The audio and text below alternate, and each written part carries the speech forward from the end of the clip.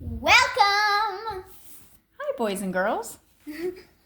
I'm Miss Niss's friend, and she informed me that there is not much rainbow magic books that are read on YouTube. Yeah, there's hardly any rainbow magic because you can look it up, but this will probably come up and Nita reads. Yes, we love Nita reads. And so I decided I would help Miss Niss to put some of these books out there for you to listen to at night. We love listening to rainbow magic. I often will read with Miss Niss or she'll read it to me. So we decided to start off with this special edition, Juliet, the Valentine Fairy, because tomorrow is Valentine's Day. And also, if you find us on Lady and the Tramp on Miss Niss Reads, which is my channel, we're together reading Lady and the Tramp. You've invited me a few times, which I really appreciate. It's fun to be a part of your channel. So we're going to start with this book. So this is Rainbow Magic Special Edition, Juliet, the Valentine Fairy by Daisy Meadows. We thought it would be good for Valentine's Day. Let's show the map. Ooh, the best. Love the maps. Let's see, here it is.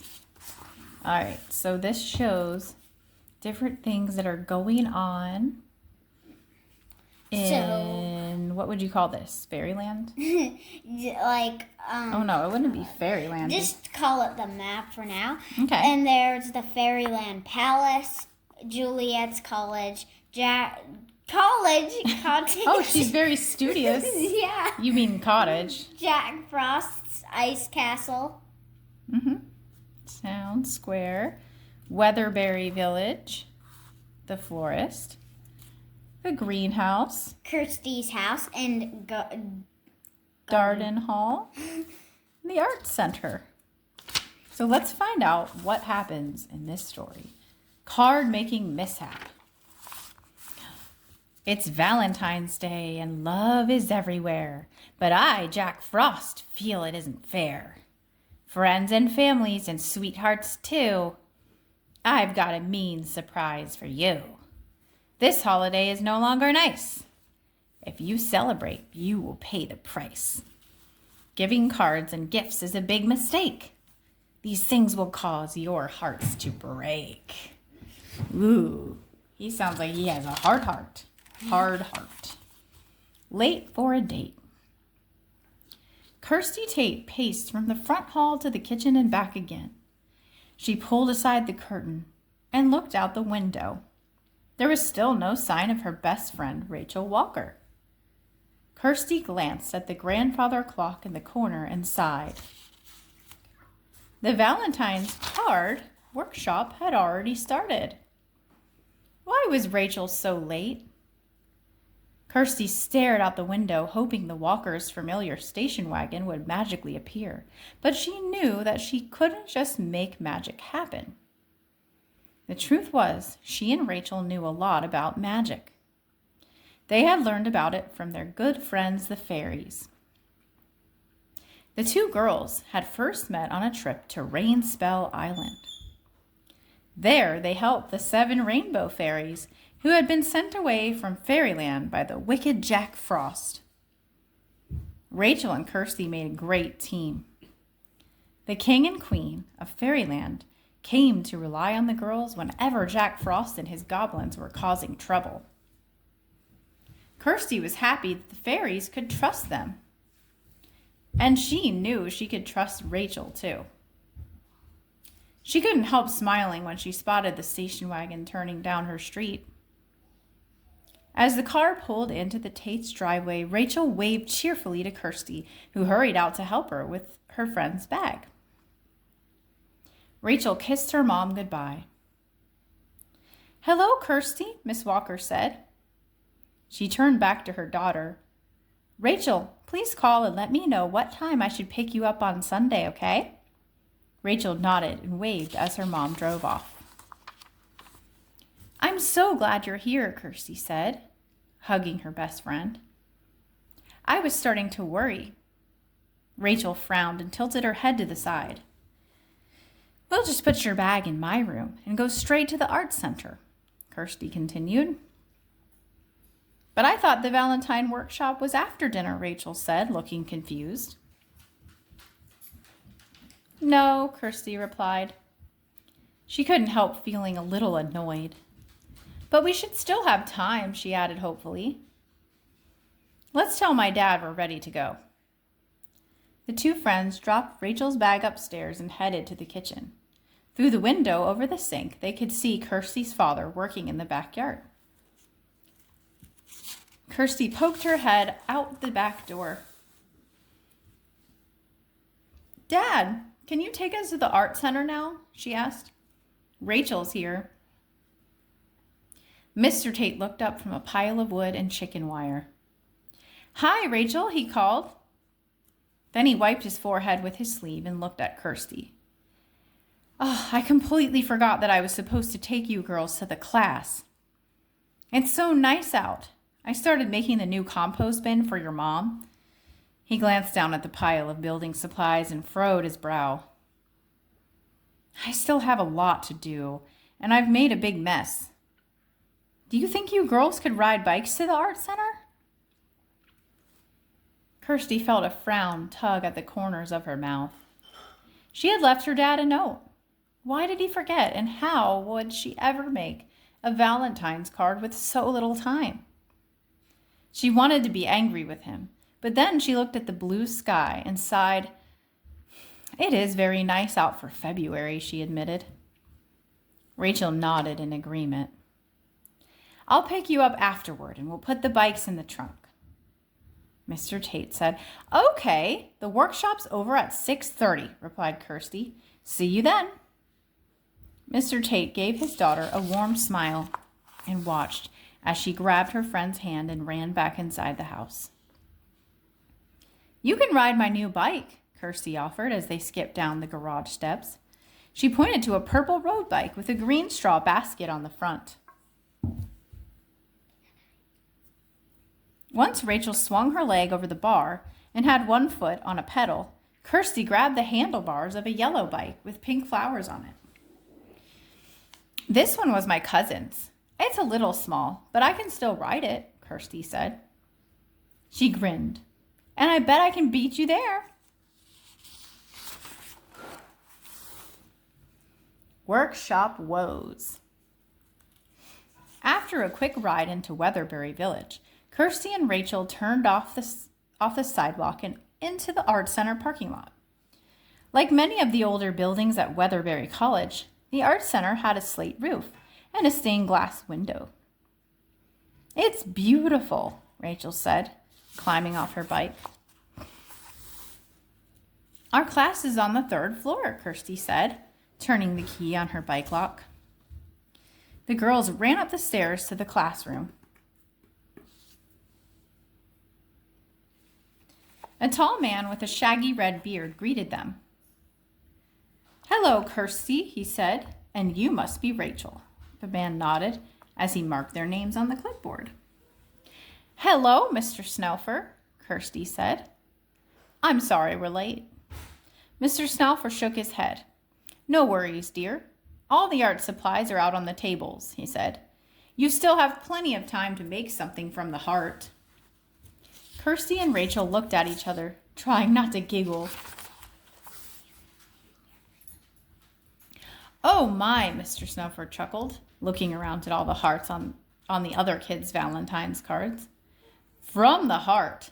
That's funny. Yes, Kirsty said, giggling. It is funny. Then she walked to a table with 2 open seats and picked out some paper and markers. She turned to Rachel. I want to make my parents a special card. They do so much for me, and I thought it would be nice to say thanks. Yeah, except your dad wouldn't drive us here, Rachel mumbled. Her eyebrows shot up as she glanced over at Kirsty. Her friend was just as surprised as Rachel was that she had said that. I'm sorry, Kirsty, Rachel gasped. I really didn't mean it that way.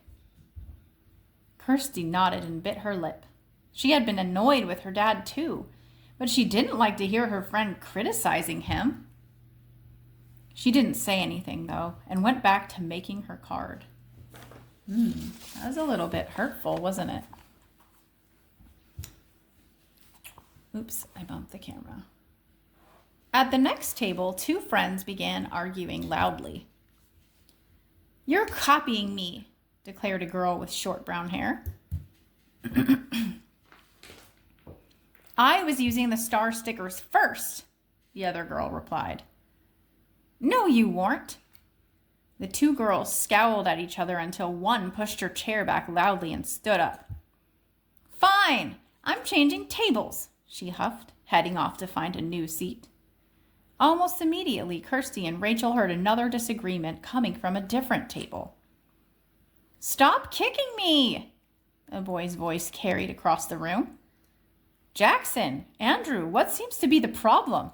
Mr. Snalfer asked. Kirsty glanced over and saw two boys from her school giving each other icy stares. "They're best friends," Kirsty whispered to Rachel in shock. "They never fight."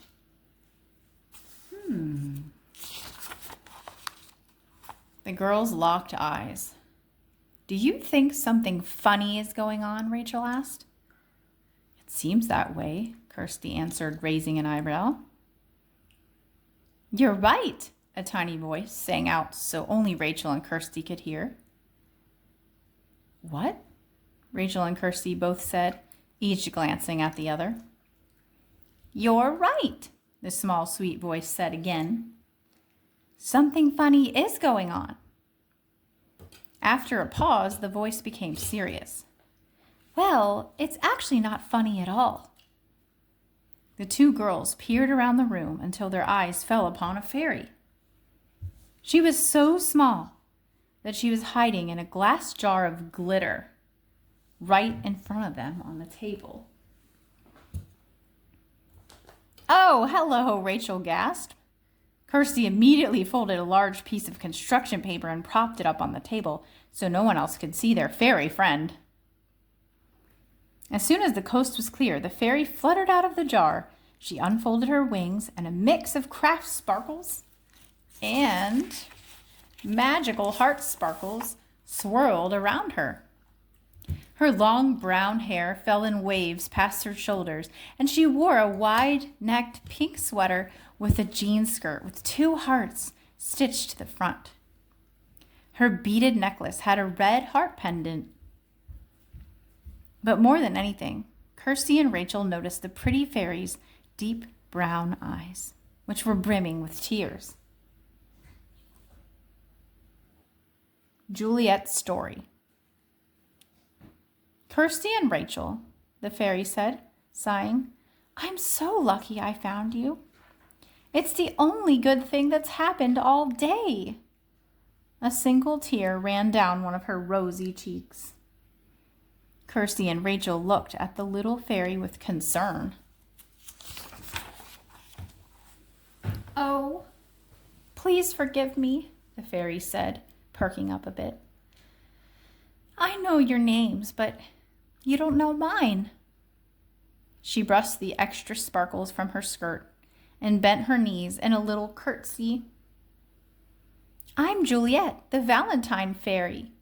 It's my job to make sure that Valentine's Day is full of love and happiness, both in fairyland and the human world. But I'm afraid I've messed up everything this year." "Oh, Juliet, I'm sure it's not that bad," Rachel said, trying to reassure the fairy. "Oh, but it is." Juliet's tone was very dramatic. "Friends and families are fighting. Sweethearts are falling out of love. People are not thinking about one another's feelings." She pulled out a pink tissue and sniffled. "Everything that makes Valentine's Day special is coming apart." She buried her face in her hands. "Tell us what happened," Kirsty suggested. "Maybe we can help."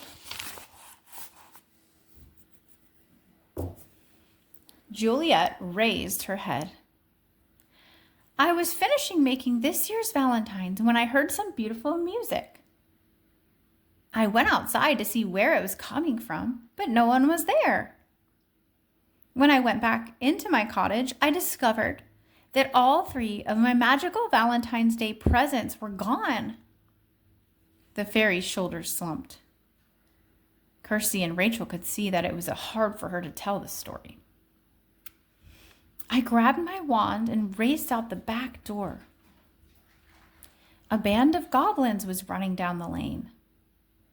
I tried to stop them, but I couldn't cast a spell because my fingers were still too sticky from the glue I'd used.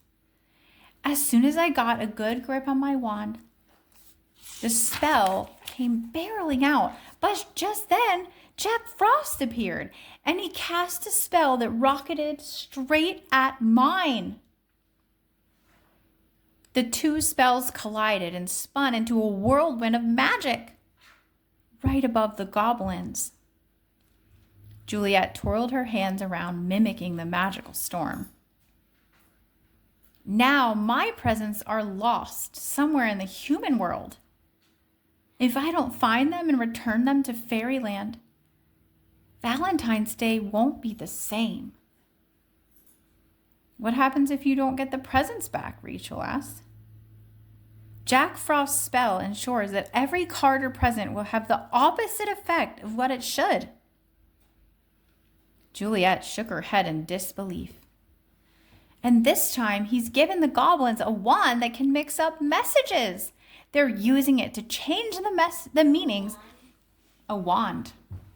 They're using it to change the meanings of emails and notes. It's a mess. Kirsty and Rachel felt their hearts sink. They had already seen what could happen. Friends were fighting, and Kirsty thought about how she had been annoyed with her dad. Normally, she would have been more understanding. You both need to know this, Juliet announced seriously. The 3 missing presents stand for 3 kinds of love. First, the Valentine's card represents family love. Second, the fairy said, counting on her fingers, is the red rose. It stands for sweetheart love. And the final present is the box of super sweet candy hearts. Those are for friendship, of course. Each present is tied with a sparkly red ribbon. Both girls thought of all the special kinds of love. They couldn't let them be ruined. We have to do something, declared Rachel. I would love your help, Juliet replied, giving the girls a tiny smile. But we have to let the magic come to us, you know. Let's be on the lookout. Jack Frost told his goblins to do whatever they had to so that we wouldn't get the magical presents back. Kirsty nodded, remembering how fairyland magic worked. The presents needed to be back in fairyland before the holiday would be magical again. I guess you girls should just work on your Valentines for now, Juliet said, shrugging. At least until we find a clue. Or until the goblins find us. No good goblins. Kirsty took Juliet's advice and immediately went back to making her Valentine. She wasn't ready for a fairy adventure yet. She still had to finish her parents' card. She reached in front of Rachel to grab more pipe cleaners and tissue paper. Rachel frowned as Kirsty picked out the art supplies. She couldn't understand why her friend wasn't more worried about the missing presents. Didn't she care? Why are you even bothering with that silly card? Rachel asked. If we don't hurry up and find Juliet's presents, it won't matter if you finish it or not. Kirsty's jaw dropped and her eyes narrowed. If you hadn't been so late, I wouldn't have to hurry, she replied quietly. Oh, girls, please don't argue, replied Juliet. Jack Frost's magic will work against you two, since you're best friends. You might say and do things you normally wouldn't, all because the Valentine presents are missing. Kirsty and Rachel both looked down. They were embarrassed. Of course, Juliet was right. An upbeat attitude was the way to get the best of the goblins. They couldn't let silly arguments stop them.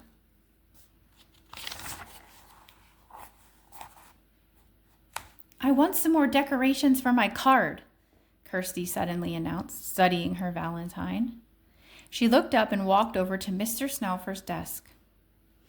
Immediately, Juliet flitted to Rachel's shoulder. We should follow her, whispered the fairy.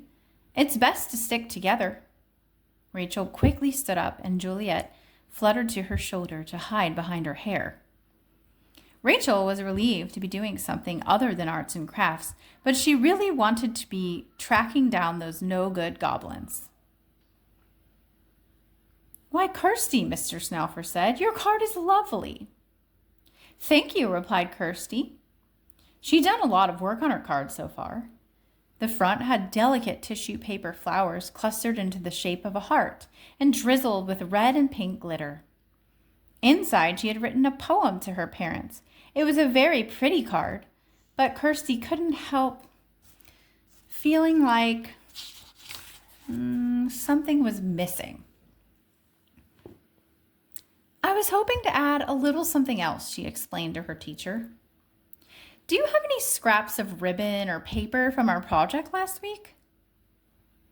Oh, yes, said Mr. Snaufer with an understanding smile. You'll find what you're looking for in the scrap bin in the hall closet. Kirsty grinned and headed across the room and out the door. Rachel followed just a few steps behind. Wait, Kirsty, she called, but her friend didn't hear.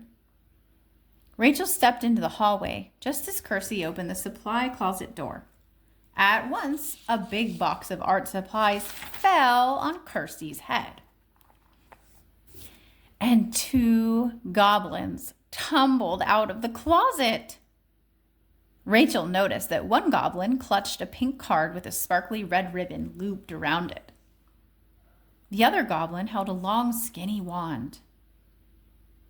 As the goblins scrambled to their feet, Rachel rushed forward to help her friend.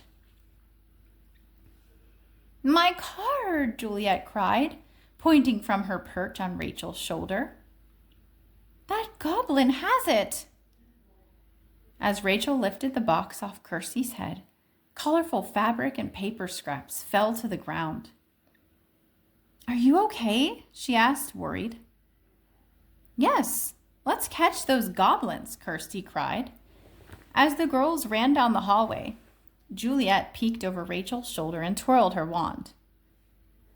Magically, the box of art materials floated back into the closet with the paper and fabric scraps safely inside. The goblins are fast, Rachel yelled, stumbling down the art center stairs. The heavy main door scraped open when Kirsty pushed it. The sky was growing dark as the sun set. The girls searched the campus sidewalks for the goblins, but they could not even hear any footsteps. It was almost like the goblins had simply disappeared. But they had my Valentine's Day card. What will we do now? Asked Juliet. A simple swap. Don't worry, Juliet, Rachel said. We'll help get your card back. That's right, agreed Kirsty, walking up to a large map of the campus. Maybe this will give us an idea of where the goblins went. It can give us more than an idea, Juliet cried, flying off of Rachel's shoulder. I think this map can tell us exactly where to find them. She straightened her skirt and lifted her wand. Little hearts, be our guide. Show us where the goblins hide. A cluster of heart sparkles burst out of Juliet's wand and whizzed straight to the map, landing on Darden Hall. Darden Hall is a small old theater, Kirsty said. It's right over there. Juliet followed Kirsty's gaze and immediately flew toward the tall brick building. The girls ran behind her right up the front steps. The carved wooden door creaked as Kirsty pulled it open. At once, the three friends could hear the two goblins' voices arguing. They were standing at the front of the theater on a small stage. Juliet and the girls snuck inside and peeked out from behind the last row of red cushioned seats. Why did you mix up the message on the card? Asked the goblin with big feet. Jack Frost told us to mix up all messages, especially Valentines, the other goblin grumbled. Well, we can't read it, so we don't know if it's real. We can't take it to Jack Frost like this, the first goblin pouted. It doesn't even have a sparkly red ribbon. Juliet, Rachel, and Kirsty looked at one another with wide eyes. The goblins didn't know that they had the real magical card. Rachel leaned into her friends and spoke as quietly as she could. I think we would have spotted the ribbon if it had fallen off on the way here. So the ribbon is probably somewhere in the theater, Kirsty mused.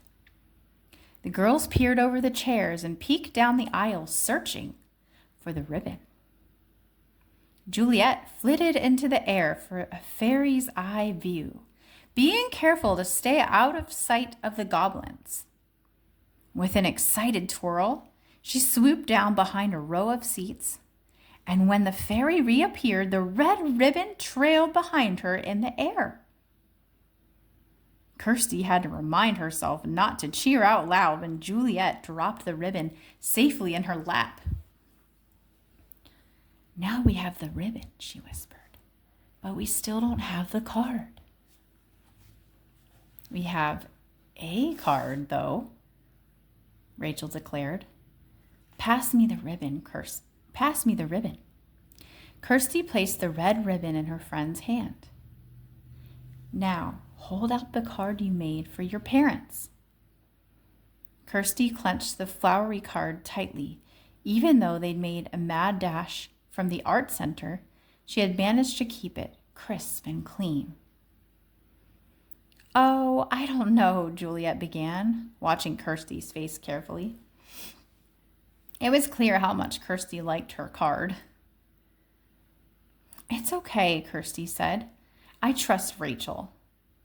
She handed the card over and watched as her friend tied the red ribbon around it.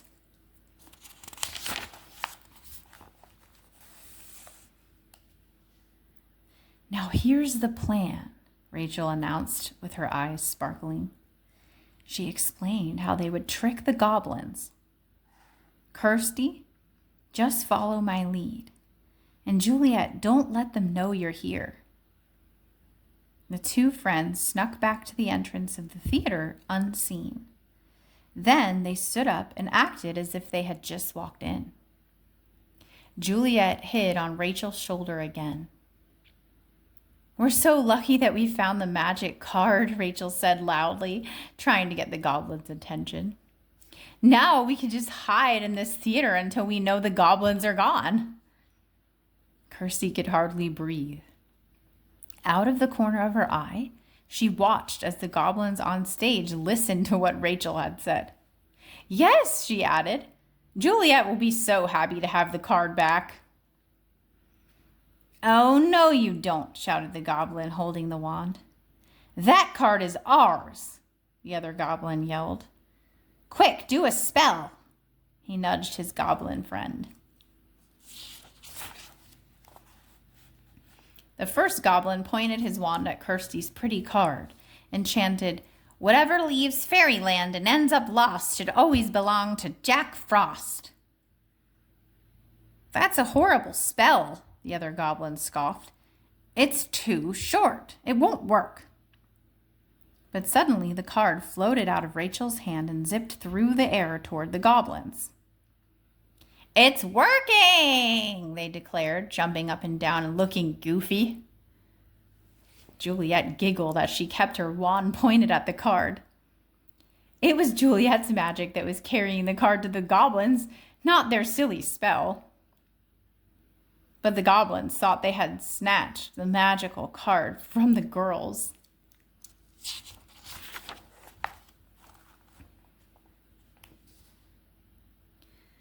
No, Rachel yelled. I found it first. She raced toward the stage, pretending to be very upset.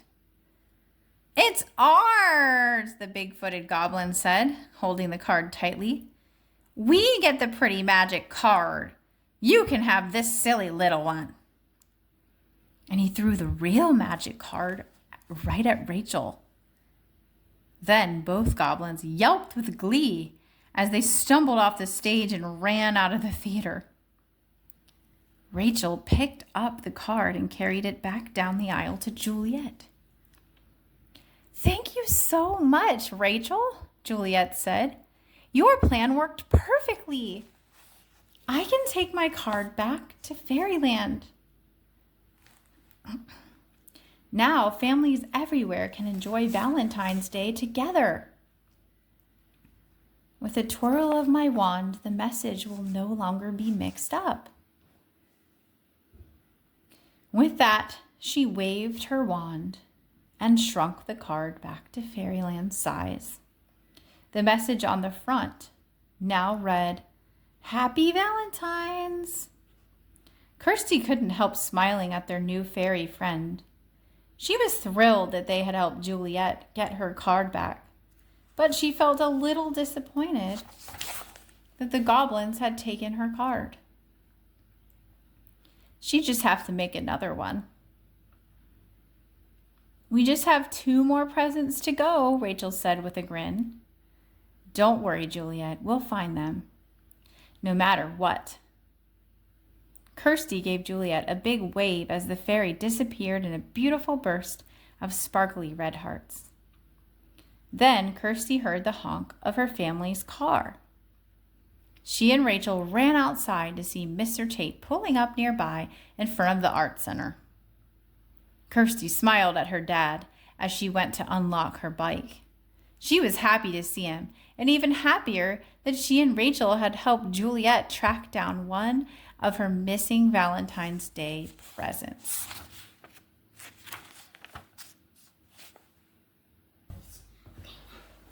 The Red Rose Romp. Ooh, I like all those R's. The Red Rose. The Red Rose Romp. That's... Here's the table of contents. Let's see what happens. Morning muffins. Ooh, morning muffins. Morning muffins. I love it. As soon as Kirsty woke up the next morning, she went to her desk. It was Valentine's Day. I have to make a new Valentine, she murmured, opening a drawer and searching for a clean sheet of construction paper. Kirsty grumbled when she found only a plain white piece. Ugh. She glanced over at her best friend, Rachel Walker, who was still asleep on the trundle bed. Kirsty couldn't help thinking about the fancy card she had made the day before. She and Rachel had tricked the goblins into thinking that her card was Juliet the Valentine fairy's magic card. It had been a good plan, but Kirsty still wished she could have given her card to her parents. She had worked hard on it. I guess she had to sacrifice, huh?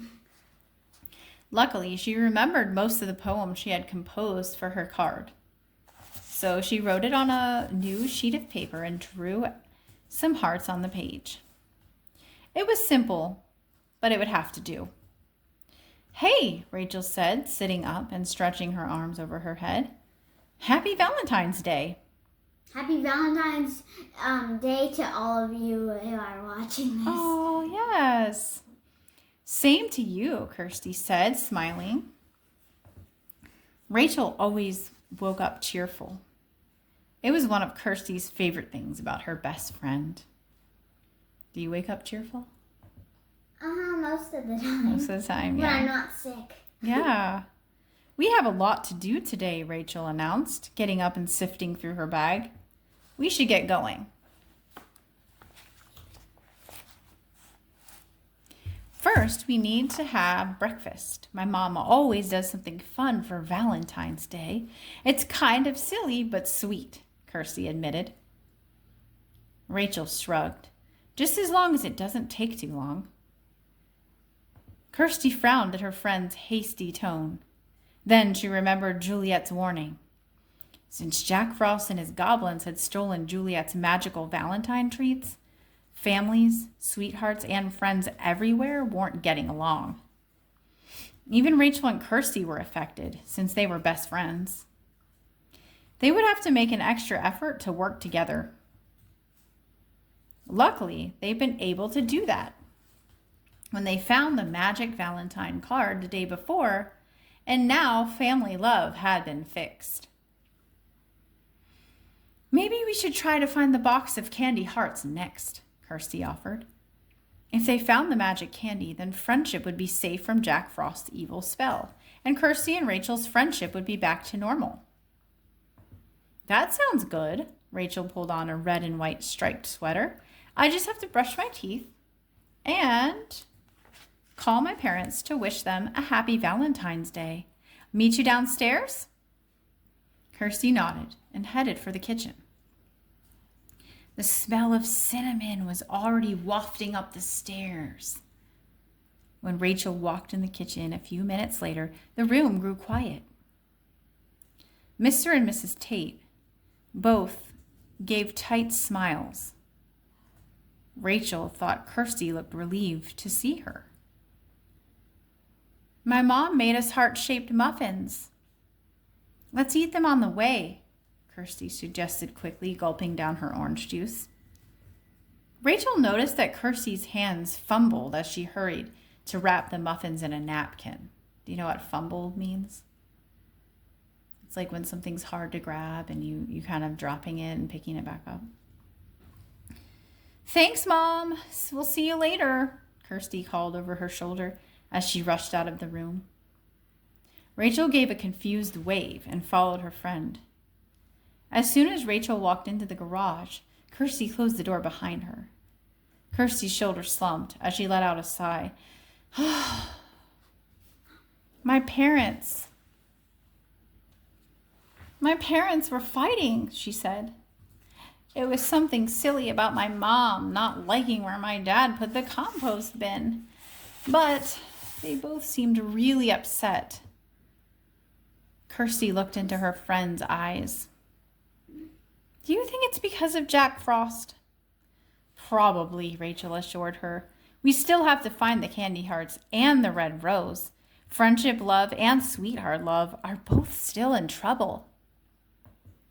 It was funny. Kirsty didn't think of her parents as sweethearts, but they knew they were. She knew they were.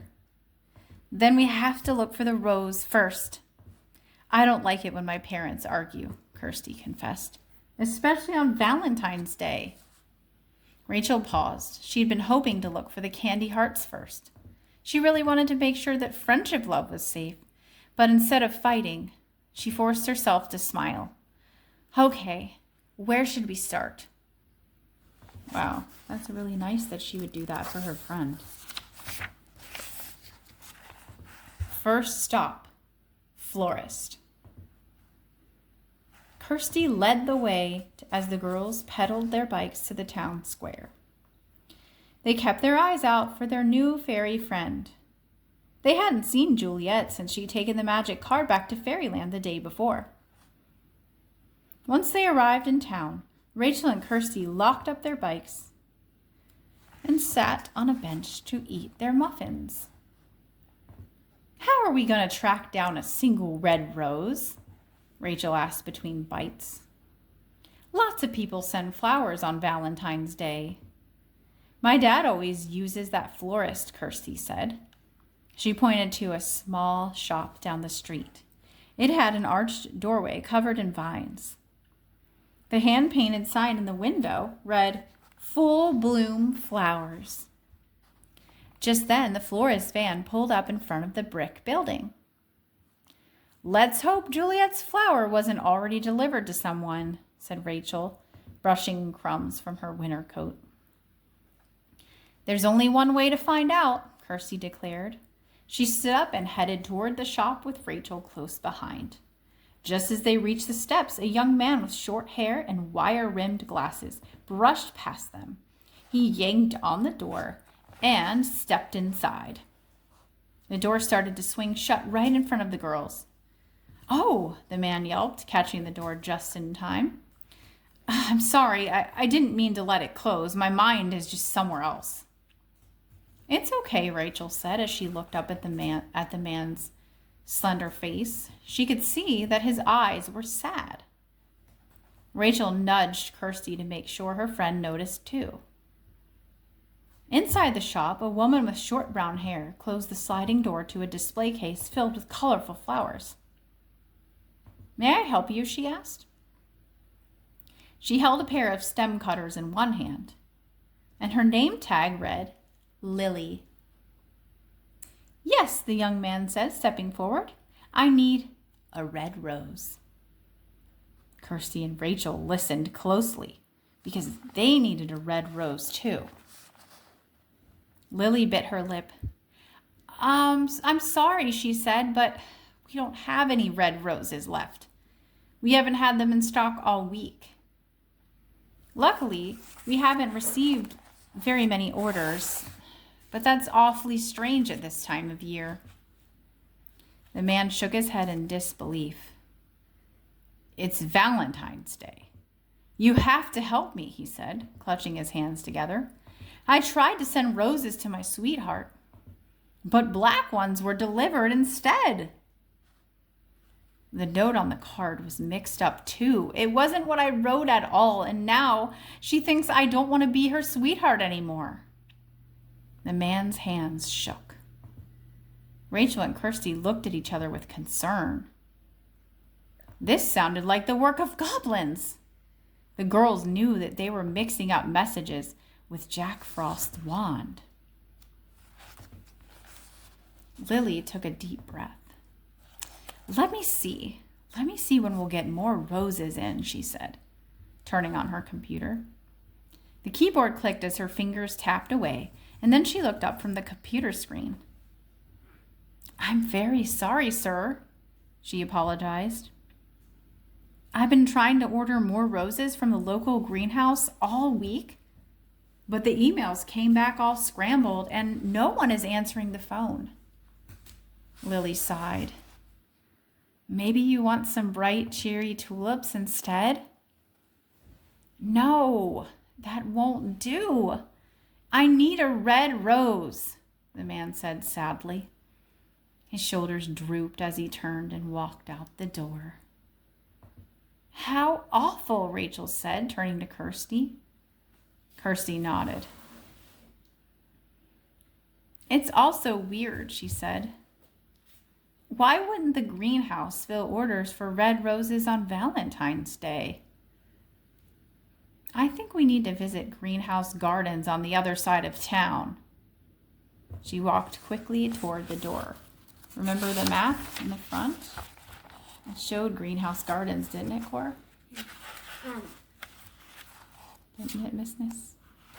Yeah, also, it's very windy right now. Oh, yeah, I can hear the wind chime. Rachel stood in the same place, her brow furrowed. She was still thinking about the man and his sweetheart. "Come on," Kirsty called from the doorway with one hand on her hip. At once, Rachel rushed to catch up with her friend. Egg, shore, harden nose. That's the title of the next one. Egg, shore, harden nose. Outside the florist, the girls hopped on their bikes. Kirsty zoomed out in front, leading the way. "There are really pretty gardens on the far side of Weatherbury," Kirsty yelled over the wind. "If anyone still has red roses, it's them." Rachel nodded, working hard to pedal as fast as Kirsty. They left the town square and headed down a narrow road. with tall trees lining both sides. Rachel thought it was beautiful, but the ride was taking a long time. She wondered if they should have stayed in town and looked for the magic box of candy hearts instead. Then, all at once, something up ahead caught her eye. "Look at that sign," she called to Kirsty. "What does it mean?" Both girls slowed their bikes and examined the sign. "Egg, shore, harden, nose," Kirsty murmured. "That's weird. I feel like I've seen this sign before, but with different words." The sign was made of wood, and the letters were bright green. In each corner was a simple painting of a red rose. "Egg, sure, harden, nose?" As she read it, Rachel couldn't help. Hold on. She couldn't help but touch her nose to make sure it wasn't hard. "It doesn't make any sense," she said. "They're real words, but it seems like they're all scrambled." "That's it," Kirsty cried. "I knew I'd seen this sign before. It's supposed to read Greenhouse Gardens." The goblins must have been here. They used their wand to mix up the letters in the sign. Kirsty jumped on her bike. "We have to hurry. I bet the goblins are already at the gardens." Rachel let out a long breath as she watched Kirsty pedal away. Why was her friend being so bossy? After all, Rachel wanted to help Juliet too. Kirsty didn't look back as she tore down the road toward the gardens. In the back of her mind, she wondered if her parents were still fighting. If she could just find the road, she would feel a lot better. She turned down a gravel lane and saw the first in a long line of buildings with glass roofs. "The greenhouses," she whispered. When she noticed two gardeners by a fountain, she squeezed her brakes. Kirsty glanced back and saw Rachel far down the lane. She propped her bike against a large tree trunk. "I'll just ask some questions," she said to herself, striding along the cobblestone path. The workers, who were both wearing overalls and thick gloves, seemed surprised to see her. "Excuse me," she began. "Do you have any red rose bushes that are still blooming?" The two gardeners looked at each other. "Why, we still have whole greenhouses full," one said. He had deep green eyes and leaned on a rake. "Well, that's odd."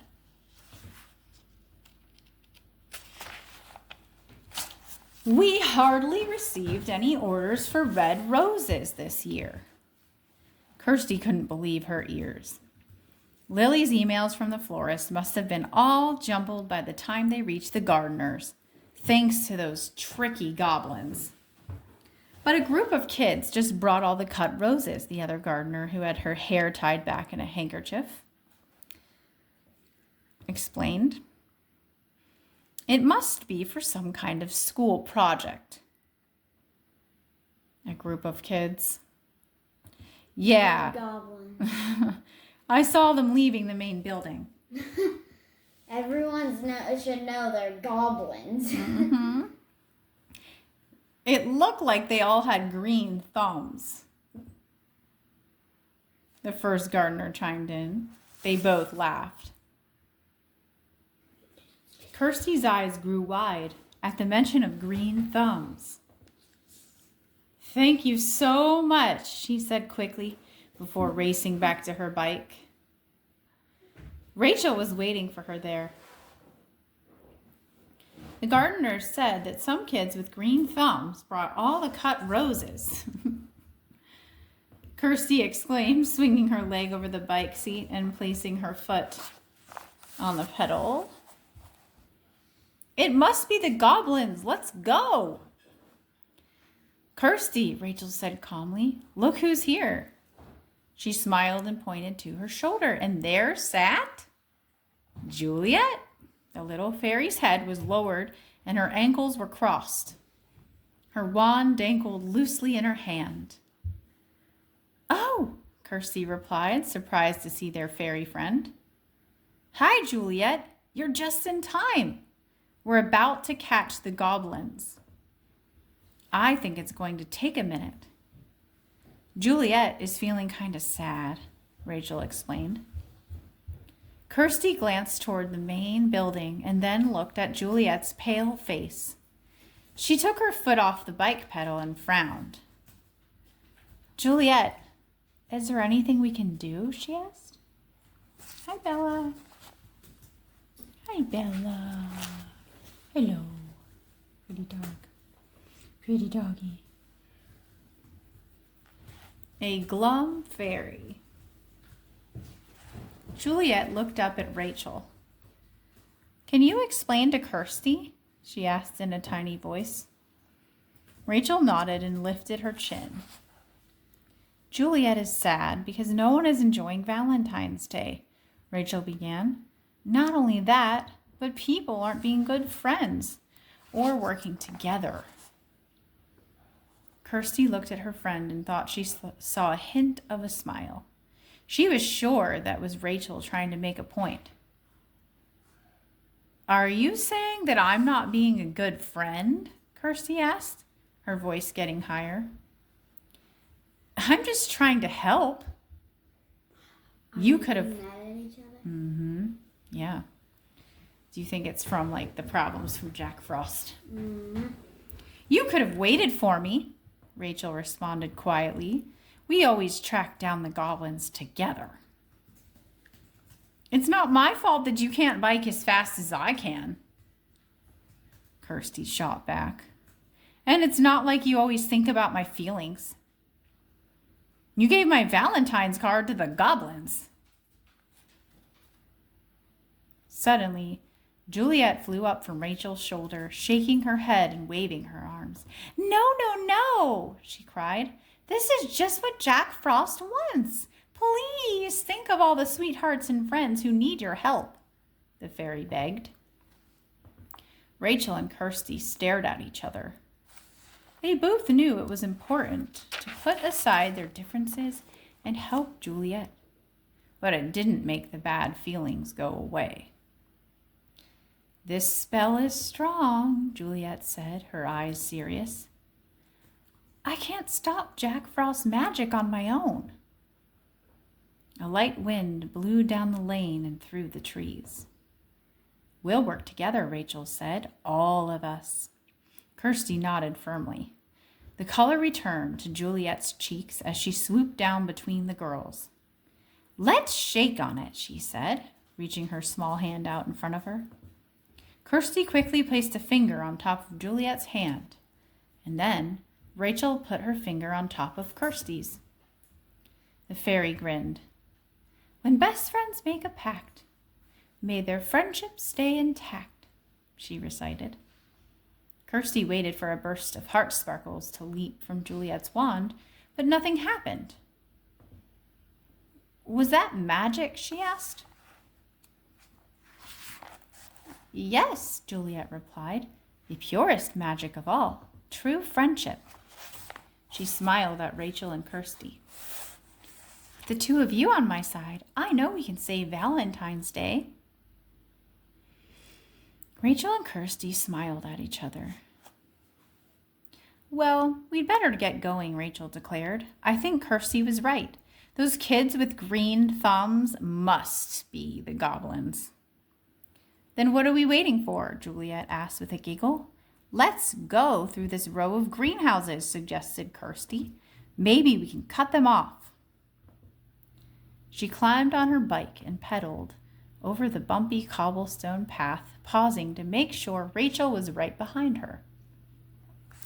And as they came to a clearing, Kirsty spotted the main building with its beautiful Victorian house. She scanned the paths for a sign of the goblins. Juliet flitted off of Rachel's shoulder and high into the air, and after a quick search, she let out a cry.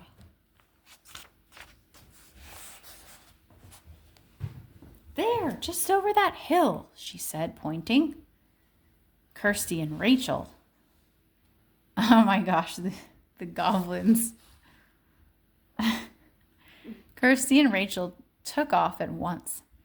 From the top of the hill, they could see a band of goblins, all dressed like old-fashioned farmers with check shirts, overalls, and straw hats. Each goblin had a wagon filled with pails of red roses. They look kind of sweet, said Rachel, watching the goblins pull the wagons down the steep, dusty hill. You should see how they look.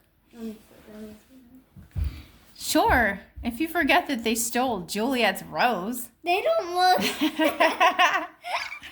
They look so different. Oh, they have all the roses, Kirsty said, and that they want to take it back to Jack Frost, Juliet added. Well, that's true. So let's get them, Rachel declared, thrusting her fist into the air. All at once, she lost her balance and fell onto the handlebars, and her bike rolled forward. A second later, Rachel was barreling down the hill. Oh my gosh, a little accident. A muddy mess. Help! Rachel yelled as her bike sped faster and faster toward the bottom of the hill. And the goblins. A thick cloud of dust rose into the air behind her. What's that? Yelped the goblins, glancing up the hill. Watch out! Kirsty dropped her bike. She ran after Rachel. She could hardly see through all the dust in the air. Juliet flew right next to her. Kirsty's mind raced, trying to come up with a plan. Run for your lives, yelled the goblin. Get out of the way! The goblins started to scramble in every direction, their wagons slamming into one another, and suddenly the screech of brakes rang through the air. With a giant crash, wagons tipped over and pails of roses spilled onto the dirt path. When the dust cleared, Kirsty was relieved to see that Rachel had landed in the soft grass. The goblins were not so lucky. They were in a muddy mess in the middle of the path. Something's pricking me, a goblin with large feet screeched. Youch! Me too, whined another goblin. Silly thorny roses. Rachel stood up carefully and dusted off her knees, glancing over at the goblins. Juliet fluttered over to make sure that Rachel wasn't hurt. Then she quickly took shelter in the bike basket so the goblins wouldn't see her. Rachel and Kirsty grinned at each other as they listened to the goblins whine and moan. Oh, it hurts, yelped another one. Get the roses off me. Just then, Kirsty had an idea. You poor goblins, she said, kneeling down next to them. Do you need some help? Oh, yes, please. Get these horrible thorny roses off of us, they cried. Of course, Kirsty kindly agreed. She delicately pulled the roses away one by one. She handed each rose to Rachel, who stood by her side. It's too bad that these beautiful roses have so many thorns, Kirsty said, plucking flowers from the goblin's green skin. When she came to the last goblin, she sighed sympathetically. This thorn in your side looks very painful. Should I pull it out for you? Of course, the goblin grumbled. And as she gently reached for the rose, Kirsty spotted something dangling from its long stem. A sparkly red ribbon. Kirsty smiled with glee as she handed the rose to Rachel. Without a word, Rachel carried it over to Juliet in the bike basket. The goblins were all too busy moaning and groaning to notice. Kirsty pulled one last thorn off the goblin. That's it, she announced. Hey, don't I know you? The goblin asked, rubbing his side and peering at Kirsty. Wait, you're one of those pesky girls. Pesky? Kirsty questioned. I just pulled thorns off of you and all your friends. That doesn't seem very pesky to me. Kirsty put her hands on her hips. You weren't trying to steal Jack Frost's rose? The goblin asked, leaning so close to Kirsty's face that his long nose touched hers. Of course not, Kirsty insisted. I would never steal something that belonged to Jack Frost. Kirsty chose her words carefully. She didn't want to tell a lie, even to the goblins. But the rose didn't belong to Jack Frost. It belonged to Juliet. Then the goblin squinted his eyes. Fine, then. You can go. Kirsty took a deep breath. She'd gotten the magic rose back, but she needed one more thing. Could I have just one rose? I'll let you choose which one I take. She bit her lip. The goblin paused and looked over at his friend. They were all huddled together, arguing over whose cuts and scrapes were the worst. Go ahead, one grumbled. Those roses are such a pain anyway. The goblin with the big feet bent down and reached for a beautiful red rose that was in full bloom. He brushed a speck of dirt from one of the leaves and handed the rose to Kirsty. Thank you, Kirsty said sweetly, nodding at the goblin. She walked over to Rachel and dropped the rose gently in the bike basket. Rachel wheeled the bike next to her, and the girls headed up the hill together before the goblins had time to notice that the magic rose had disappeared. Juliet already went back to fairyland. Oops. With the magic rose, Rachel whispered. Wait, I messed up. Juliet already went back to fairyland with the magic rose, Rachel whispered. She thought it was the safest thing to do. She said to tell you an extra special thank you. Kirsty smiled at her best friend. Is it okay if we head back to the town square now?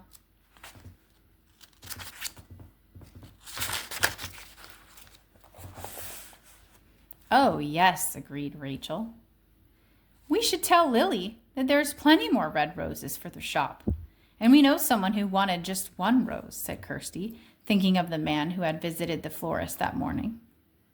As the girls looked at the single rose in the bike basket, magical red and pink hearts swirled around the petals. When they disappeared, the flower seemed to glow. It was even more beautiful than before. Sweetheart love was safe again. I can't wait to give this rose to him, Kirsty said. She grinned at Rachel. I think it's going to be a very happy Valentine's Day after all. Okay, now we are doing the Candy Heart Compromise. The last part of the special edition. Now, let's just read the contents. Sure, you can read them. Loose ends, best friends bicker. One more mixed up message. Cupids and candy. Goblin goodies. That kind of goes together. Goblin goodies. Yeah. I know the goblins are bad. It's just fun to say that. Yeah. Okay. Loose ends. I can read this part. Sure, I would love it for you to help. The magical red rose must be back in fairyland by now, Rachel Walker guessed, glancing around the town square. There are couples everywhere. Rachel's best friend, Kirsty Tate, nodded. It was the afternoon of Valentine's Day, and people were walking their dogs, flying kites, and... Do you want me to take over? I'll just read this part and then you can take over. Sure. Go Drinking coffee. My favorite. Two couples held hands and laughed. Sweetheart Love, the dog is my favorite, Aww. was blooming all around Weatherbury. Now we just have one more Valentine's present to find, Kirsty said, watching as two workers put up a stage in the center of the grassy square. A box of candy hearts, Rachel added. The final present was especially important to Kirsty and Rachel. After all, the candy hearts stood for the love between friends. Juliet, the Valentine fairy, needed to get the box of candy hearts back to Fairyland right away. It was the only way to make sure that Friendship Love was safe from Jack Frost. Kirsty and Rachel knew just how strong Jack Frost's magic could be. Even though they were best friends, they had been arguing with each other a lot.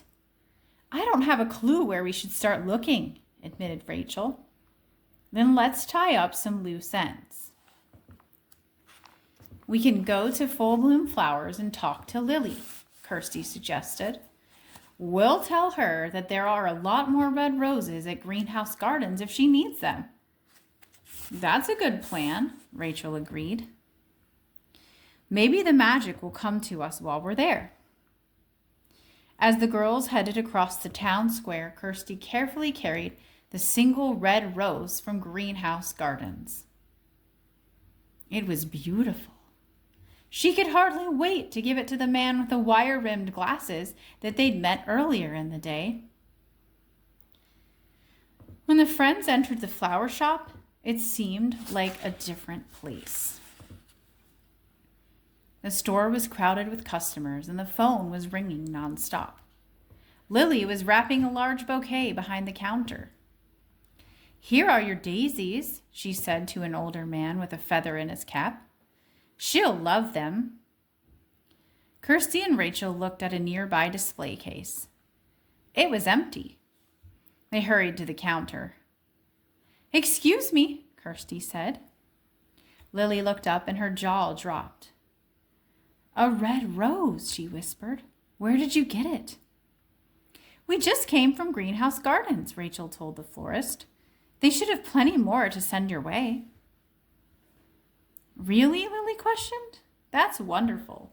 But I haven't been able to reach the greenhouse by email or phone. Rachel looked at Kirsty. How could they explain that those problems had disappeared as soon as Juliet returned the red rose to Fairyland? Maybe you should give it one more try, Rachel suggested. Lily looked first at her empty display case and then at all the customers in the shop, so she reached for the phone and crossed her fingers. After a minute, Lily's eyebrows raised. Gwen? I've been trying to reach you all week. She paused. Absolutely, I'll take them all. Lily smiled as she hung up the phone.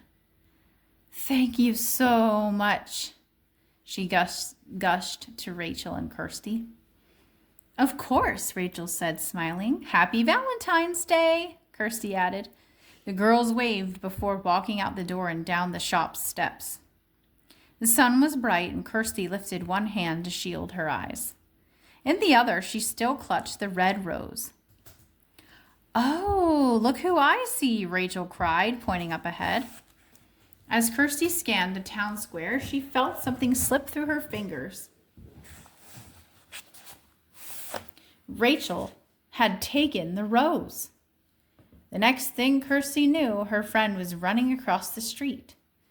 Kirsty rushed after her, but by the time she reached the crosswalk, the light was red, and she had to stop. She watched Rachel stride toward a wooden bench right up to the man with the wire-rimmed glasses. She's taking the rose to the man with the wire-rimmed glasses. Kirsty bit her lip. She couldn't believe that Rachel had taken the rose right out of her hand. From across the street, she could see Rachel talking to the young man. His face lit up. He took the rose from Rachel and gave her a quick hug before rushing off, practically skipping across the square. Just then, a flurry of fairy dust fell on Kirsty's nose, and she looked up to see Juliet fluttering overhead. The tiny fairy darted to Kirsty's shoulder and ducked under her scarf. "Kirsty, I'm sorry," Juliet said softly. "I saw the whole thing, but Rachel didn't mean to hurt your feelings, right?" Kirsty heard the fairy's kind voice and nodded, but her feelings were still hurt. She suddenly realized that Jack Frost's magic must be even worse for other people. They didn't know that the goblins were mixing up messages or that Jack Frost's spell was keeping friends from getting along. How horrible! "We'll find the magic candy hearts. We can do it if we all work together," Juliet vowed. The crosswalk light changed, and Kirsty headed across the street. Rachel ran to meet her. "He was so excited," Rachel exclaimed, clapping her hands. "He said it was the most beautiful rose ever. He couldn't wait to give it to his girlfriend. I wish you could have seen his face." "Yeah, I do too," mumbled Kirsty, looking down. "What?" Rachel asked, leaning closer. "Sorry that you missed it." Kirsty shrugged. "Juliet's here," she said, changing the subject. Kirsty tilted her head so Juliet could peek out from beneath her scarf. The fairy gave Rachel a small smile. "Hi, Juliet," Rachel said brightly. "Sweetheart love is safe. Now we can focus on finding the last Valentine present." "Rachel?" Juliet's voice was quiet. "Did you know that Kirsty wanted to give the man the rose too?" Rachel paused. "I hadn't really thought about it," she admitted.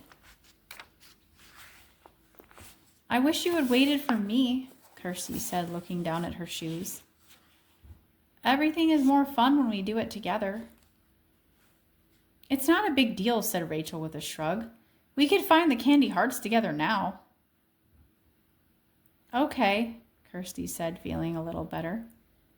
"How about we check out all the stores that sell candy? There's Poppy's Gifts, the sweet shop, and Mr. Baxter's Market." Rachel sighed. "Why can't we just let the magic come to us? Let's stay here and watch the Valentine's Day pageant." The workers had finished putting up the stage, and now they were placing chairs in rows for the audience. Families were beginning to arrive. All at once, Juliet and the girls heard an awful screech. They turned to see two boys tugging at a scooter. There was another scream as two girls nearby fought over a pair of heart-shaped sunglasses. In fact, when the three friends glanced around, they saw small groups of kids quarreling everywhere. "All of those best friends are fighting," Juliet worried. "We can't just stay here," Kirsty insisted. "We have to find the candy hearts fast." "Okay," huffed Rachel, "but I have to go to the bathroom first. And I think Juliet should come with me. She isn't hidden well enough on your shoulder. Someone could see her." It was true. Juliet could hide better behind Rachel's long hair, but she obviously felt bad leaving Kirsty. "You should go," Kirsty said to the fairy. "I'll stay on the lookout here. We can meet by the bikes." Juliet flitted over to Rachel's shoulder and waved, and Kirsty headed toward where she and Rachel had locked their bikes. But suddenly, she gasped. She searched for a pen and paper and quickly scrawled out a note for Rachel. "The goblins are here, in the square. We'll find those candy hearts yet." When Rachel and Juliet came back a few minutes later, Kirsty was not by the bikes. They didn't see their friend anywhere. One more mixed up message. "I thought she told us to meet her by the bikes," said Rachel, peering around the square. "I hope she didn't go off on her own again." Rachel didn't really want to hunt all over the town for the candy, but she also didn't want Kirsty to do it without her. Look, Juliet cried from her perch on Rachel's shoulder. In the bike basket. Rachel reached into the straw basket and pulled out a piece of paper. When she unfolded it, she saw a note in Kirsty's handwriting. I will find the candy hearts, see the teal queens, hear no berry ghost. Rachel read the note again and again. The last 2 lines didn't make any sense, but the first line upset her. I can't believe that Kirsty went to find the candy by herself, Rachel pouted. Do you think she's still upset about the red rose? I don't think so, Juliet replied, giving her head a small shake. She understands that a lot of things are mixed up because of Jack Frost's magic. Rachel sighed. I'm tired of bickering best friends and mixed up messages, she muttered. Mixed up messages, Juliet gasped.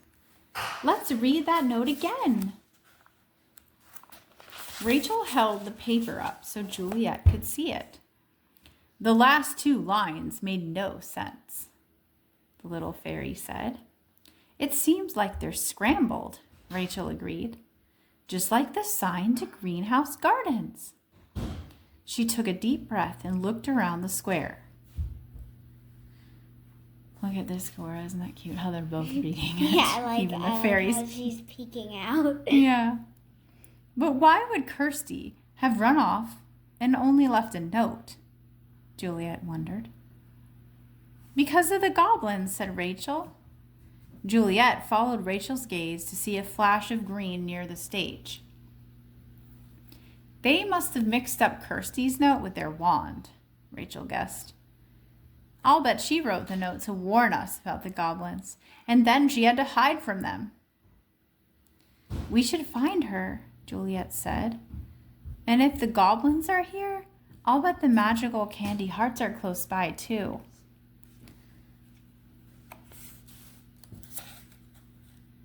Just then, a boy stepped onto the stage.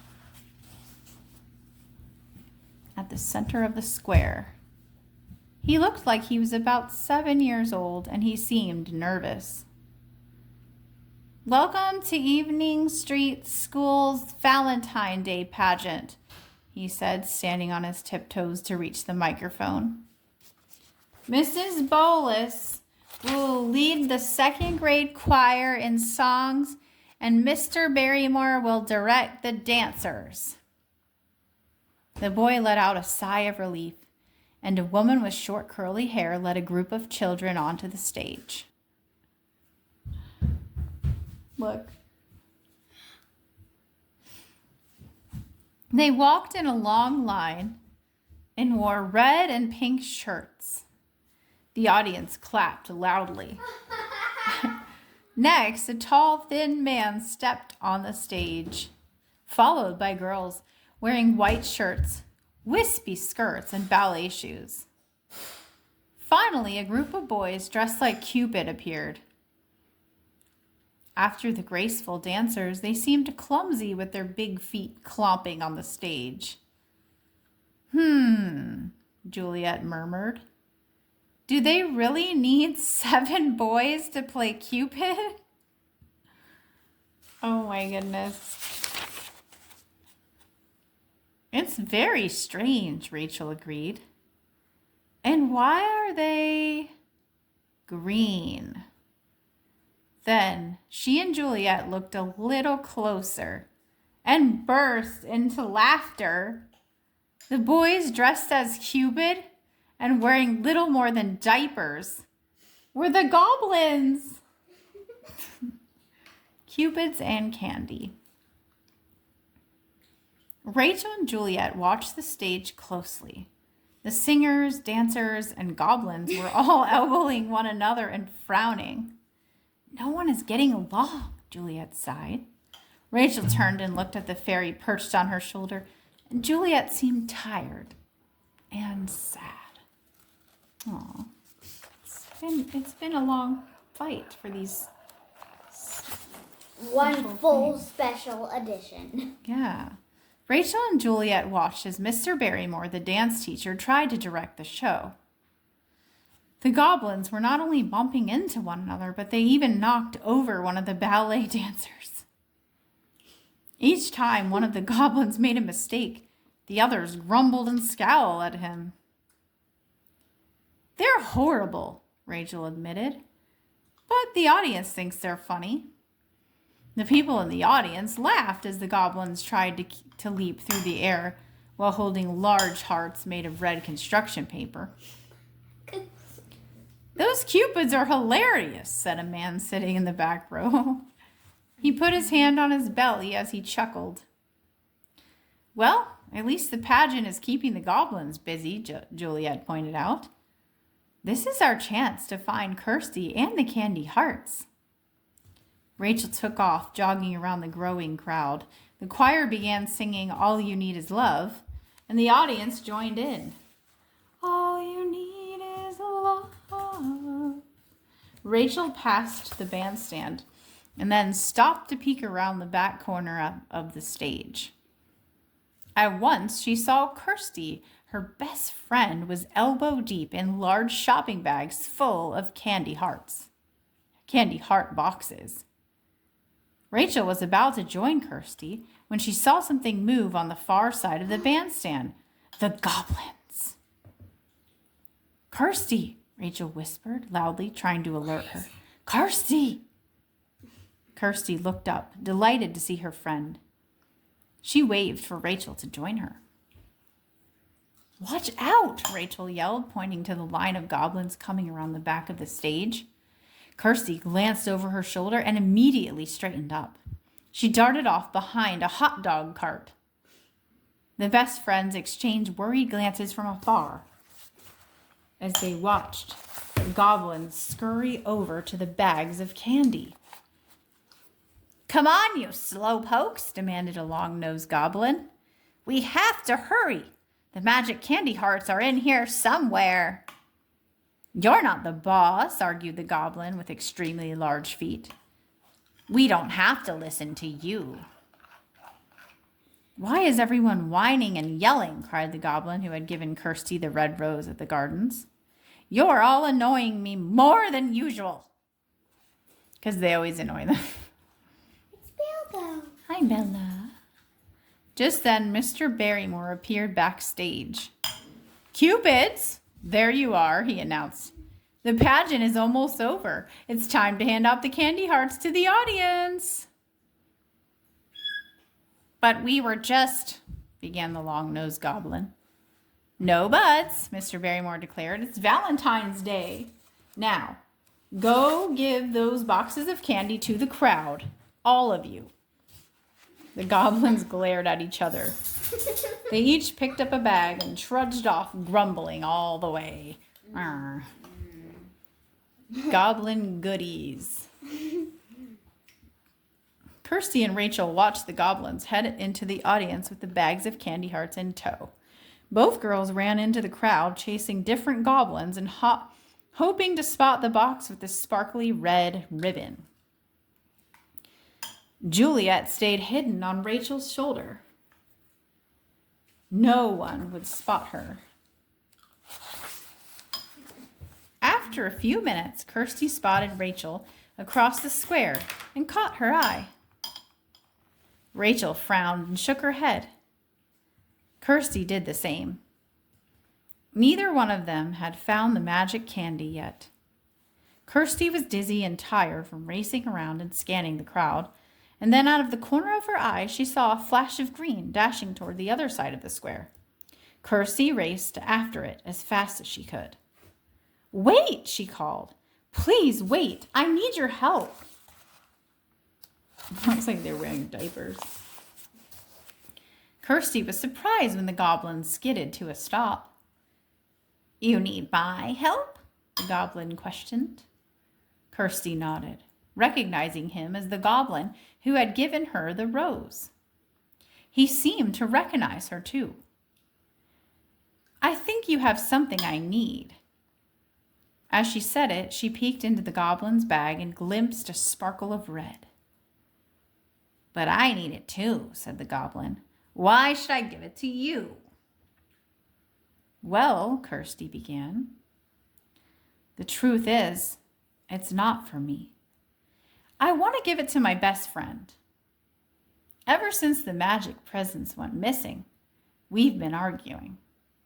I hope that if I give her the candy hearts, things would go back to normal." The goblin looked Kirsty in the eye. He reached into his bag and pulled out the box. The red ribbon shimmered in the afternoon sun. "You think these hearts will magically make you friends again?" he asked. Kirsty paused. "We're still friends," she tried to explain. "But I think the hearts will help us remember how important our friendship is. See how the hearts all have friendship phrases on them? This one says, 'Friends forever,' and this one says, 'Best buds.'" The goblin bit his lip and his chin trembled. Then, to Kirsty's surprise, he began to sob. "My friends and I have been fighting too," he cried. "I want to give them candy hearts. I want them to remember that we're best buds." Kirsty quickly searched her pockets and handed the goblin a tissue. He blew his nose, which blared like a trombone. She put her hand on the goblin's shoulder. "I think I can help you," she assured him. "Have a seat on this bench. I'll be right back." Be right back. Kirsty headed into the crowd again, searching for Rachel and Juliet. When she found them, she told them her plan, and they all rushed back to the bench, and the goblin greeted them with a hopeful smile. Hi. They seem kind of easy to trick, don't they? "Juliet has something for you," Kirsty said with a whirl of her wand. Juliet created 6 small boxes of candy hearts, each box shaped like a big heart. They gently floated down and landed on the bench next to the goblin. "If you let us have Juliet's magical candy hearts, you can have these, a box for each of your friends," Rachel explained. The goblin still clutched the magical candy in his hands. He leaned over and looked at the candy hearts Juliet had made. "The Goblin Gang," he read aloud from one piece of candy. "Green is great." A smile spread across his face. "It's a deal." Green. He hastily placed the magical candy hearts in Rachel's hand. "Your friend wanted to give these to you," he said. Then he gathered the 6 boxes. This is what they look like. He's wearing diapers. Wow, his Cupid diaper. He gathered the 6 boxes in his arms and scurried off toward the stage. Rachel, Kirsty, and Juliet all cheered. Yay! Soon, all friends will be able to truly celebrate Valentine's Day. "Thanks to both of you," Juliet said. When Rachel handed the box with the sparkly red ribbon to Juliet, it immediately shrunk to fairyland size. "Off I go," Juliet exclaimed with a wide grin. She disappeared in a twinkling of heart-shaped sparkles. Kirsty and Rachel both let out big sighs of relief and sank down on the park bench.